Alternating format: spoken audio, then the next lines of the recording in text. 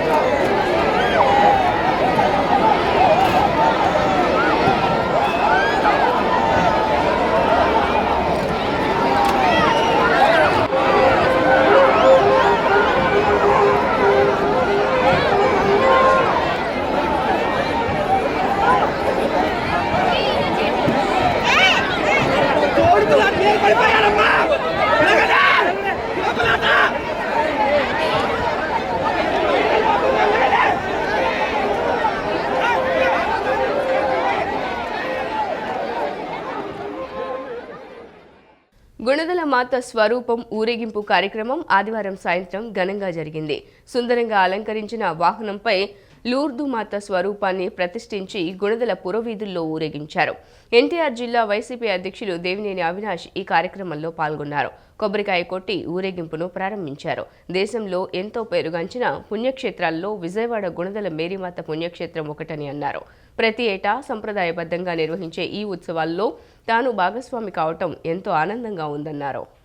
ఈరోజు గుణదల మేరీమాత 100వ ఉత్సవాలు. 100 సంవత్సరాలుగా ఈ ప్రాంతంలో, ముఖ్యంగా మా గుణదల ప్రాంతాన్ని మేరీ మాత ఒక దీవెనలతో, ఒక ఆశీస్సులతో స్థానికంగా నివసిస్తున్న ప్రజానికం కానివ్వండి, ఆంధ్ర రాష్ట్రంలో నివసిస్తున్న ప్రజానికం కానివ్వండి, యేసు ప్రభు ఒక దీవెనలతో, గుణదల మేరీ మాత ఒక దీవెనలతో ఈరోజు అందరూ గారు సంతోషంగా ఉన్నామంటే దానికి కారణం మా ప్రాంతంలో, మా గుణదల ప్రాంతంలో ఈరోజు మేరీ మాత కొలువు ఉంటాం. ఆ ఉత్సవాలు ఎంతో ఘనంగా ఈ 3 రోజులు 9, 10, 11వ తారీఖు ఈ 3 రోజులు ఎంతో ఉత్సవంగా, ఎంతో ఘనంగా నిర్వహిస్తాం. ఊరేగింపు బయలుదేరేటప్పుడు మేమందరం గారు ఇక్కడికి వచ్చి ఆ అమ్మవారికి నమస్కరించుకుని, ఆమెను ప్రార్థన చేసుకుని ఈ ఊరేగింపు బయలుదేరే విధంగా ఉంటుంది. యేసు ప్రభుని యొక్క కృపకు అందరూ కూడా పాత్రలు కావాలని ఈ యొక్క గొప్పగా తీసుకెళ్ళటం అనేది ప్రతి సంవత్సరం కూడా జరుగుతున్న సాంప్రదాయం. ఇది ఒక దీవెనకరమైన విషయము కనుక ప్రవాసులైనటువంటి పట్టణవాసులు మీ అందరికీ కూడా శుభాశీస్సులు తెలియజేస్తూ ఉన్నాను. ఈ యొక్క ఛానల్ ద్వారా వీక్షిస్తున్న మీరందరూ కూడా మరీ తల్లికి దీవెనలు పొందాలని, యేసు ప్రభు ఈ లోకానికి వచ్చింది ప్రేమను, శాంతిని అందరికీ ప్రసాదించడానికి. ఈ లోకంలో జన్మించడానికి ఒక స్త్రీని ఎన్నుకున్నారు. ఆ స్త్రీయే మరీ తల్లి, దేవుని యొక్క తల్లి. అందుచేతనే మరీ తల్లిని అందరం కూడా గౌరవిస్తూ ఉన్నాం, ప్రేమిస్తూ ఉన్నాము. కనుక దీని ద్వారా ఈ చిటీ ఛానల్ ద్వారా చూసిన అందరూ కూడా దేవుని యొక్క దేవుని పాత్ర కావాలని చెప్పి కోరుకుంటూ మీ అందరి కోసం కూడా ప్రార్థన చేస్తాం. దేవుడు మిమ్మలను కృపతో చూడనుగాక. ఆమేన్. కృష్ణా, గుంటూరు జిల్లాల పట్టభద్రుల అభ్యర్థిగా పోటీ చేస్తున్న తనను గెలిపిస్తే పట్టభద్రుల సమస్యల పరిష్కారానికి కృషి చేస్తానని కూటమి అభ్యర్థి ఆలపాటి రాజేంద్ర ప్రసాద్ అన్నారు. రాష్ట్ర అభివృద్ధికి కూటమి ప్రభుత్వం ఎన్నో కార్యక్రమాలు చేపట్టిందన్నారు. ఆదివారం ఫన్ టైమ్ క్లబ్స్లో టీడీపీ నాయకులు గద్దె క్రాంతి కుమార్తో కలిసి కృష్ణా, గుంటూరు జిల్లాల పట్టభద్రుల ఎమ్మెల్సీ అభ్యర్థి ఆలపాటి రాజేంద్ర ప్రసాద్ ఎన్నికల ప్రచారం నిర్వహించారు. ఈ సందర్భంగా ఆలపాటి మాట్లాడుతూ రాష్ట్ర అభివృద్ధికి కూటమి ప్రభుత్వం ఎన్నో కార్యక్రమాలు చేపట్టిందని అన్నారు. గ్రాడ్యుయేట్స్ ఆలపాటి రాజాకి మొదటి ప్రాధాన్యత ఓటు వేసి విజయాన్ని అందించాలని గద్దె క్రాంతి కుమార్ కోరారు. కార్పొరేటర్లు దేవినేని అపర్ణ, జాస్తి సాంబశివరావు, నాయకులు కిలారు శివాజీ, బొర్రా గాంధీ, చెన్నుపాటి గాంధీ, కొసరాజు విజయబాబు తదితరులు ఈ ఎన్నికల ప్రచారంలో పాల్గొన్నారు. రాయలసీమ వెనుకబాటుకు సీమ ముఖ్యమంత్రులే కారణమని కేంద్ర మాజీ మంత్రి చింతామోహన్ ధ్వజమెత్తారు. ఈ ప్రాంతానికి చెందిన వారే ముంచేశారని, సీమ అభివృద్ధిని అణిచివేశారని మండిపడ్డారు. ఏపీ వెనుకబడిన ప్రాంతాల అభివృద్ధి వేదిక ఆధ్వర్యంలో ఆదివారం విజయవాడ గాంధీనగర్లోని ఐలాపురం హోటల్లో సాగునీటి ప్రాజెక్టులు, విభజన హామీలు అంశంపై నిర్వహించిన అఖిలపక్ష రౌండ్ టేబుల్ సమావేశంలో కేంద్ర మాజీ మంత్రి చింతామోహన్ మాట్లాడారు. ముఖ్యమంత్రిగా పనిచేసిన రాజశేఖర్ రెడ్డి, జగన్ ఇద్దరు వెనుకబాటుతనానికి ముఖ్య కారకులని అన్నారు. సీమలో పెండింగ్ ప్రాజెక్టులకు ముఖ్యమంత్రి చంద్రబాబు నిధులు కేటాయించాలని విజ్ఞప్తి చేశారు. మాజీ మంత్రి వడ్డే శోభనాద్రీశ్వరరావు మాట్లాడుతూ రాష్ట్ర విభజన జరిగి దశాబ్దం పూర్తయినా ఇప్పటికీ హామీలు అమలు కాలేదని అన్నారు. కార్యదర్శి రామకృష్ణ మాట్లాడుతూ రాష్ట్రంలో రాయలసీమ, నెల్లూరు, ప్రకాశం మెట్ట ప్రాంతాల్లో తాగునీటికి కూడా ఇబ్బంది పడే పరిస్థితులు ఉన్నాయని, ప్రతి ఏడాది పంటలు ఎండిపోతున్నాయని గుర్తు చేశారు. రామారావు గారు ముఖ్యమంత్రిగా ఉండగా 1989లో ఆనాడు హంద్రీ నీవా, గాలేరు నగరి, అదేవిధంగా వెలుగొండ ప్రాజెక్టులు ప్రకటిస్తే ఇవాళ దాదాపు 36 సంవత్సరాల తర్వాత చూస్తే ఇప్పటికి కూడా ఏ ఒక్కటి కూడా పరిపూర్తి కాలే. అదేవిధంగా ఉత్తరాంధ్రలో వంశధార, నాగావళి పైన ఉన్నటువంటి ప్రాజెక్టులు ఏవి కూడా ఇప్పుడు కూడా చర్చనీయాంశంగా ఉన్నాయి తప్ప అవి పరిపూర్తి కావడం లేదు. కాబట్టి ఏమంటే మేము ప్రభుత్వాన్ని కోరుతా ఉన్నాం, రేపు బడ్జెట్ సమావేశాల సందర్భంగా వెనుకబడిన ప్రాంతాల ప్రాజెక్టులు పరిపూర్తికి నిధులు కేటాయించాలి, వాటికి ప్రాధాన్యత ఇవ్వాలి. ఆ రకంగా చేసే తప్ప ఆ ప్రాంతంలో ఉన్న ప్రజలకు మేలు జరిగే అవకాశం లేదు. నంబర్ 2 ఏమంటే ఇవాళ అమరావతి రాజధానికి, పోలవరం ప్రాజెక్టుకి ప్రాధాన్యత ఇవ్వాల్సిందే. అది ఖచ్చితంగా డెవలప్మెంట్ కావాలి. అదే సందర్భంలో కేంద్ర ప్రభుత్వం ప్రకటించినటువంటి వెనుకబడిన ప్రాంతాల అభివృద్ధి ప్యాకేజీ, బుందేల్ఖండ్ తరహా ప్యాకేజీని వాటికి సాధించి పెట్టాలి. మాజీ ఎమ్మెల్యే గఫూర్ మాట్లాడుతూ వెనుకబడిన ప్రాంతాల అభివృద్ధికి బడ్జెట్లో ప్రత్యేకంగా నిధులు కేటాయించాలని కోరారు. ఈ సందర్భంగా సాగునీటి ప్రాజెక్టుల పూర్తికి ప్రతి ఏడాది 12,000 కోట్లు కేటాయించాలని, కృష్ణానది యాజమాన్య బోర్డు కార్యాలయం కర్నూలులో ఏర్పాటు తదితర తీర్మానాలను ఆమోదించారు. రాష్ట్రం యొక్క సమగ్ర అభివృద్ధి ఉండాలి తప్ప కొన్ని ప్రాంతాల మీద ప్రత్యేకించి కేంద్రీకరించి మరికొన్ని ప్రాంతాలను నిర్లక్ష్యం చేయడం జరుగుతూ ఉంది. దానివల్లనే ఈరోజు రాయలసీమలో ఇప్పటికే వలసలు ప్రారంభమైనాయి. లక్షల మంది వలసలు పోతున్నారు. త్రాగునీటి ఇబ్బందులు కూడా ఎదుర్కొంటున్నారు. ప్రాజెక్టులు పూర్తి చేయాలనే ఆలోచన ప్రభుత్వంలో లేదు. ఏఎఫ్ఆర్ అమరావతి, పీ4 పోలవరం పేరుతో రాయలసీమను నిర్లక్ష్యం చేస్తే మాత్రం ప్రజలు క్షమించరని ప్రభుత్వాన్ని హెచ్చరిక చేస్తున్నాం సిపిఎం పార్టీగా. కాబట్టి అఖిలపక్ష సమావేశంలో సిపిఎం పార్టీగా ఈ ప్రాంతం యొక్క అభివృద్ధికి ఏ డిమాండ్స్ పెట్టినప్పటికీ బలపరుస్తాం. రాష్ట్రం యొక్క సమగ్రతను దృష్టిలో పెట్టుకునే వెనుకబడ్డ ప్రాంతాల ప్రత్యేక కృషి జరగాలి. వికసిత్ పంచాయత్ లక్ష్యంగా ఎంపీ కేశినేని శివనాథ్ ఎన్టీఆర్ జిల్లాలోని గ్రామాల అభివృద్ధికి కృషి చేస్తున్నారని AP building other construction workers advisory committee chairman Gottumukkala Raghuramaraju అన్నారు. విజయవాడ పార్లమెంట్ పరిధిలో 294 గ్రామాలను ఎన్ఐఆర్డీ సహకారంతో అభివృద్ధి చేసేందుకు 100 మంది యువకులకు స్వయం ఉపాధి రంగంలో శిక్షణ ఇప్పించేందుకు ఎంపిక చేశారు. వీరికి హైదరాబాద్లోని ఎన్ఐఆర్డీలో శిక్షణ కోసం ఆదివారం విజయవాడ నుంచి బయలుదేరారు. ఆదివారం గురునానక్ కాలనీలోని ఎన్టీఆర్ భవన్ నుంచి బయలుదేరిన వీరి బస్సును తెదేపా నాయకులు జెండా ఊపి ప్రారంభించారు. Arya Vysya development corporation chairman Dundi Rakesh, మాజీ మేయర్ కోనేరు శ్రీధర్ తదితరులు పాల్గొన్నారు. ఎయిర్ కండిషనింగ్ అండ్ రిఫ్రిజిరేషన్ టెక్నాలజీతో వస్తున్న మార్పులు, సరికొత్త పరికరాల గురించి అవగాహన పెంచేలా సాంకేతిక సదస్సులు, సాంకేతిక ప్రదర్శనలు నిర్వహిస్తున్నట్లు Vijayawada air conditioning and refrigeration technicians association అధ్యక్షులు కొమ్మవరపు దివాకర్ తెలిపారు. టెక్నీషియన్స్ సంక్షేమం కోసం, అభివృద్ధి కోసం కృషి చేస్తున్నట్లు తెలిపారు. అందులో భాగంగా టెక్నీషియన్ల కోసం వైద్య శిబిరాన్ని ఏర్పాటు చేశామన్నారు. Vijayawada air conditioning and refrigeration technicians association 7వ వార్షికోత్సవం సింగునగర్లోని ఓ కళ్యాణ మండపంలో ఆదివారం జరిగింది. సంఘ అధ్యక్షులు కొమ్మవరపు దివాకర్, కార్యదర్శి పి శ్రీనివాసరావు, కోశాధికారి పఠాన్ సలాం ఖాన్, కమిటీ సభ్యుల పర్యవేక్షణలో కార్యక్రమం జరిగింది. వార్షికోత్సవంలో భాగంగా ఎయిర్ కండిషనింగ్ అండ్ రిఫ్రిజిరేషన్ కు సంబంధించిన నూతన సాంకేతిక గురించి అవగాహన కల్పించేలా స్టాల్స్ ఏర్పాటు చేశామని అధ్యక్షులు కొమ్మవరపు దివాకర్ తెలిపారు. నూతన సాంకేతికతను తెలుసుకునేందుకు ప్రదర్శన దోహదపడుతుందన్నారు. టెక్నీషియన్ల ఆరోగ్యం, సంక్షేమం దృష్ట్యా వైద్య శిబిరాన్ని కూడా నిర్వహించామని తెలిపారు. టెక్నీషియన్స్ సంక్షేమం, అభివృద్ధి కోసం కృషి చేస్తున్నట్లు చెప్పారు. మేము ఇది మాకు 7వ సంవత్సరం యానివర్సరీ జరుపుకుంటున్నాం. ఈ యానివర్సరీలో మేము ఈసారి మెడికల్ స్టాల్స్ పెట్టడం జరిగింది. మెడికల్ స్టాల్స్ ఏంటంటే టెక్నీషియన్స్ మాకు 13 నుంచి ప్లస్ 45 ఏజ్ ఉన్న గ్రూపులు చాలామంది ఉన్నారు. అందుకని వాళ్ళని దృష్టిలో పెట్టుకొని మేము మా అసోసియేషన్ తరపు నుంచి ఒక మెడికల్ క్యాంప్ కండక్ట్ చేయాలి అనే ఉద్దేశంతో మెడికల్ క్యాంప్ అయితే పెట్టడం జరిగింది.